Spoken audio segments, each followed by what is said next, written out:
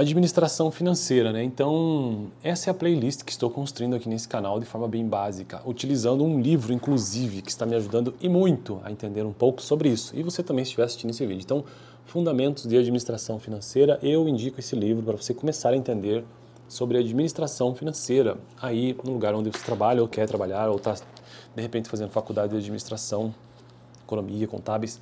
É um livro bastante útil. E hoje, ainda no capítulo deste livro sobre ambiente financeiro brasileiro, hoje eu quero continuar tratando sobre taxas de juros livres de risco no Brasil. E a primeira taxa de juro livre de risco nesse país é a Selic, que opera basicamente com títulos emitidos pelo Tesouro Nacional, classificados como de zero risco. Então, Selic é uma abreviação, né, que significa Selic, S-E-L-I-C. Então, S de sistema, E de especial, L de liquidação, LI de liquidação e C de custódia, Sistema Especial de Liquidação e Custódia. Ou seja, as negociações com títulos públicos no mercado monetário brasileiro são controladas por um sistema especial de custódia e liquidação, conhecidos como Sistema Especial de Liquidação e Custódia, Selic. Então, a Selic existe, basicamente, para controlar e operar com títulos públicos emitidos pelo Tesouro Nacional. Bom, mas isso eu já vi no vídeo passado, né? Acaba que isso se torna, no Brasil, uma taxa de juro básica, né?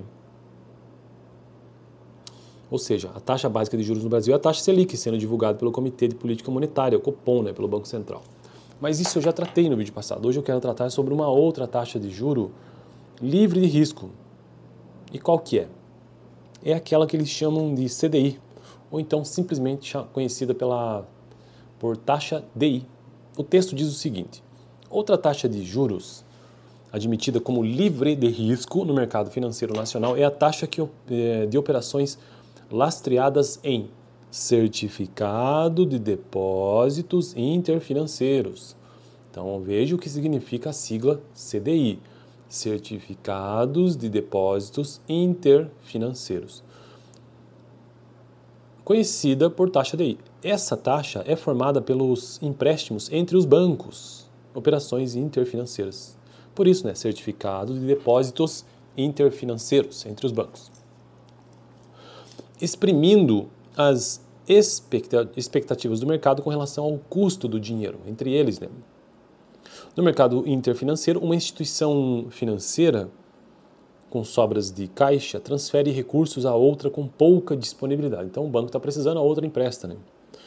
E a taxa utilizada entre eles é essa que eles chamam de CDI, ou então taxa DI, Depósito Interfinanceiro, permitindo que se estabeleça certo equilíbrio na alocação dos recursos entre as instituições financeiras. As taxas DI são ligeiramente mais altas que as taxas Selic, em consequência do seu maior risco, que é uma coisa até óbvia, né? Então, apesar de ser uma taxa livre de risco, ela tem a taxa Selic ela tem menos risco ainda, né? É por isso que a taxa DI ela tende a ser ligeiramente maior do que a Selic. A taxa DI, aliás, são ligeiramente mais altas que as taxas Selic, em consequência do seu maior risco.